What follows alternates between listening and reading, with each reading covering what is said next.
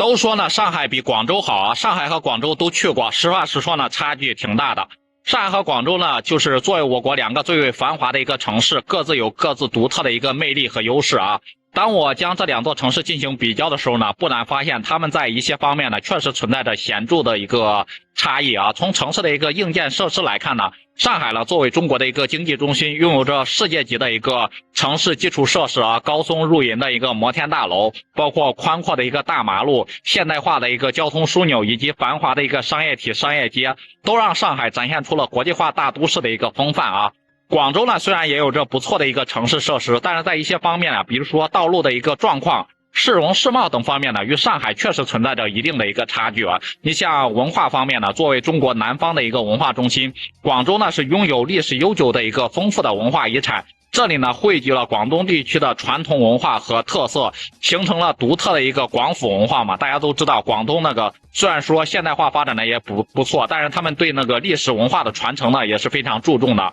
而上海的文化呢，则更加的一个多元和开放啊，它吸收了国内外的多种文化元素，形成了独特的一个海派文化。这种文化上的一个差异呢，使得上海呢和广州在文艺娱乐等领域呢，呈现出不同的一个特点和特色。从经济角度来看啊，经济角度包括 GDP 来看，肯定要比较的。上海无疑是中国最重要的一个经济中心之一，它汇集了大量的一个金融机构，包括企业总部。广州呢，虽然在经济发展方面也取得了巨大的一个成就，但是在国际影响力上面啊，与上海还是存在一定的一个差距的。上海的 GDP 呢，目前全国第一嘛，已经突破了5万亿，而广州呢，现在的 GDP 才刚刚突破3万亿啊。人均方面呢，广州也是4大一线城市里面就是这个 GDP 最低的。除了上述几个方面啊，上海和广州呢，其实还有很多领域也都是存在着差异的，就比如说教育资源、社会治理等方面。两个城市呢也有着各自的一个优势和不足，这些差距的一个存在呀，并不意味着一个城市呢比另外一个城市更好或者是更差，它们呢只是反映了两个城市呢在不同方向的一个发展重点和特色。上海和广州呢作为中国的两个大都市啊，各自拥有着就是独特的一个魅力和优势。当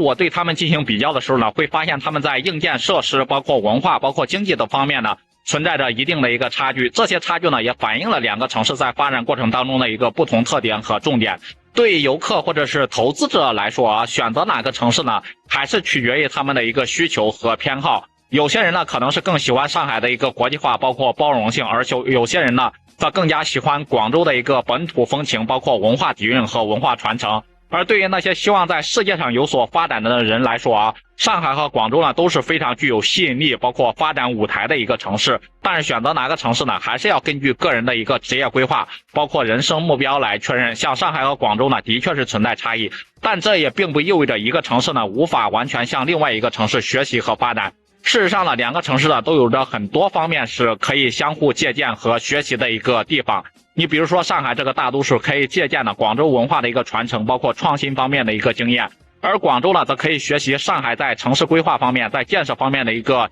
先进思想和理念。还有呢，就是可以通过相互的一个学习和借鉴，两个城市呢都可以不断的发展和进步，为中国的一个经济的发展，包括社会的繁荣做出更大的一个贡献。不知道大家对此都怎么看呢？对于上海和广州这两座中国的一线城市，你更喜欢哪一个呢？也欢迎在评论区里面留言讨论。